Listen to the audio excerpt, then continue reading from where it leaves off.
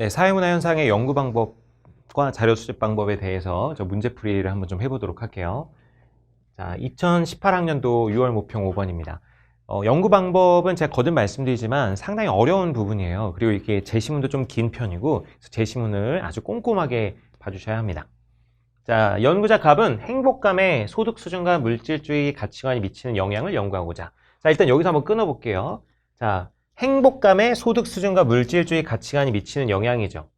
여러분, 그러면은 소득 수준과 물질주의 가치관이 원인일까요? 결과일까요? 우리 친구들이 또 착각하는 것 중에 하나가 당연히 앞에 있는 게 원인이죠. 뭐 이러는데 그게 아니라 행복감에 소득 수준과 물질주의 가치관 이렇게 영향을 미치는 거죠. 그지 않나요? 자, 그러면 소득 수준과 물질주의 가치관 이게 독립변수가 되겠죠. 독립변인이 되겠고 행복감이 그럼 뭐가 되는 겁니까? 행복감이 결과인 종속변인이 되는 겁니다. 그래서 이런 걸 연구하고자 전국의 30세 이상 성인 중 1000명을 대상으로 설문조사를 했다고 합니다. 자, 여기 보시면 30세 이상의 성인을 다 연구한 게 아니죠. 다 연구한 게 아니라 그중에 몇 명? 1000명을 대상으로 연구했죠. 이 1000명. 이 1000명이 그럼 뭐가 될까요? 1000명은 내가 직접 자료를 수집한 이건 뭐가 되면 표본이 됩니다. 표본. 표본이 돼요. 표본. 표본이 있으면 여러분 뭐가 있어야 돼요? 모집단이 있어야 되겠죠. 내가 연구하려는 전체 대상. 모집단이 있어야 되는데 사실 여기는 모집단이 정확히 안 나와 있어요. 근데 연구자 갑은 행복감의 소득 수준과 물질주의 가치에 미친 영향을 연구하고자 여기서 얘기하는 건 그럼 뭐냐면 그냥 일반적인 사람에 대해서 연구하는 거예요. 그래서 여기는 모집단이 명확히 나와 있진 않지만 모집단은 그냥 뭐라고 보시면 된다? 모집단은 사람이라고 보시면 됩니다. 사람. 일반적으로 소득 수준과 물질주의 가치가 행복감에 미치는 영향인데 이거는 모든 사람을 대상으로 하는 거잖아요. 그 중에서 우리가 1000명 뽑았는데 1000명 이제 표본이 되는 거예요. 1000명을 대상으로 설문조사했대요. 설문조사. 질문지법 한 거죠. 질문지법을 실시했습니다. 자, 분석 결과 삶에 대한 만족도는 월평균 수입 정도와 정의 관계이지만 삶에서 돈이 중요하다고 생각하는 정도는 부의 관계를 보였다. 여러분, 그 월평균 수입 정도는 뭘 얘기하는 걸까요? 월평균 수입 정도는 여기 아까 본 뭐랑 소득 수준이죠. 소득 수준. 월 소득 수준이라는 거는 좀 추상적이니까 구체적으로 뭘로 바꿔준 거예요? 월평균 수입 정도로 바꿔준 거예요. 그죠? 그래서 소득 수준은 이 월평균 수입 정도라고 보시면 됩니다. 그죠? 이걸 뭐라고 한다 그랬어요? 추상적인 개념을 구체화시켜주는 개념의 조작적 정의라고 했습니다. 소득 수준을 개념의 조작 정의한 것이 월평균 수입이고 물질주의 가치관. 요거는 뭐가 있어요? 삶에서 돈이 중요하다고 생각하는 정도. 이게 물질주의 가치관이죠. 물질을 얼마만큼 중시하는지. 그래서 요거는 물질주의적 가치관, 요거를 개념의 조작적 정의를 한 것이다. 이렇게 연결시켜 볼 수가 있겠습니다.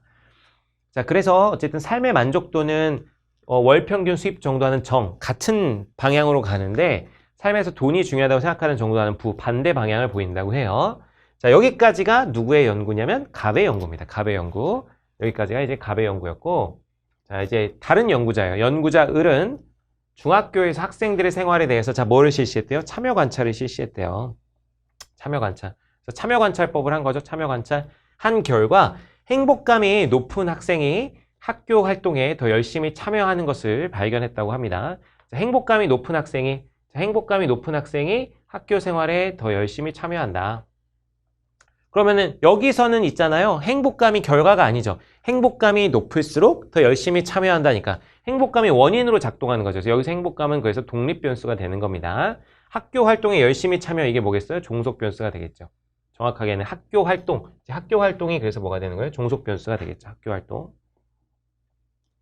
학교 활동이 이제 종속변수가 되는 겁니다. 그래서 발견하였다. 여기까지 이제 을의 연구예요. 을의 연구. 자, 그러면은 두 연구 결과를 종합해가지고 병은 자, 학생의 가계소득 수준이 높을수록 학교 활동도 열심히 한다고 결론을 내렸다고 합니다. 왜? 자, 소득 수준이 높을수록 뭐 하다 그랬어요? 삶의 만족도, 행복도가 높다 그랬죠? 그리고 행복도가 높은 학생일수록 학교 생활에 열심히 참여하니까 소득 수준이 높을수록 그럼 학교 생활에 열심히 하겠구나. 이런 두 연구 결과를 종합한 결과를 낸 것입니다. 병이. 자, 그럼 이렇게 분석을 해봤고 하나씩 좀 살펴보도록 하겠습니다. 여기 보면 이게 굉장히 어렵죠. 이게 어려워요. 양적 연구가. 자, 기억은 갑의 연구에서 비읍은 을의 연구에서 종속변수에 해당한다 그러는데 일단 갑의 연구에서 종속변수는 맞습니다. 그죠? 갑의 연구에서 종속변수는 맞습니다. 근데 비읍은 아까 뭐라 그랬어요? 행복감이 높을수록 학교 활동을 열심히 한다 그랬으니까 행복감은 독립변수가 된다 그랬죠. 그래서 비읍은 종속변수에 해당하지 않습니다. 그래서 1번은 일단 틀렸네요. 자, 니은은 갑의 연구에서 표본이다 이러는데, 자, 30세 이상 성인을 다 조사했나요? 다 조사한 게 아니라 그 중에 몇 명, 1000명을 대상으로 조사한 거죠. 그렇기 때문에 이 30세 이상 성인은 표본이라고 볼 수 있어요.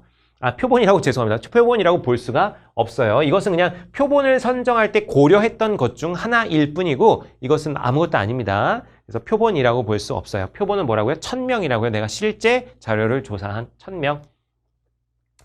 자, 디귿, 리을은 갑의 연구에서 독립변수에 대한 조작적 정의이다. 자, 갑의 연구의 독립변수가 뭐였어요? 소득 수준과 물질주의 가치관이었죠. 그래서 소득 수준을 월평균 수입 정도로, 자, 물질주의 가치관을 삶에서 돈이 중요하다고 생각하는 정도로 조작적 정의했죠. 그래서 정답은 몇 번이다? 3번이 되겠습니다. 3번.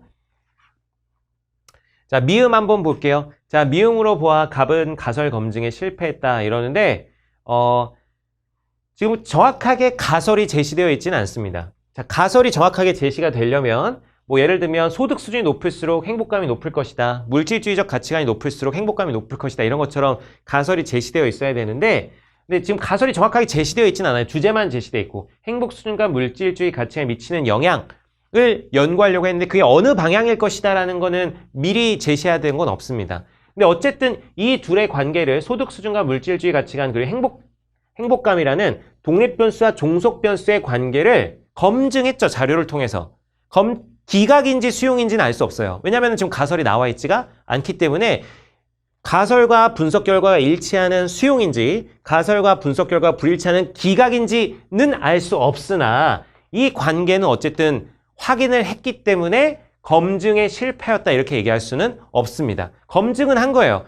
근데 가설을 모르기 때문에 기각인지 수용인지는 우리가 알 수가 없습니다. 그래서 가설 검증에 실패한 것은 아니에요. 가설 검증은 확인했다라는 것이고요.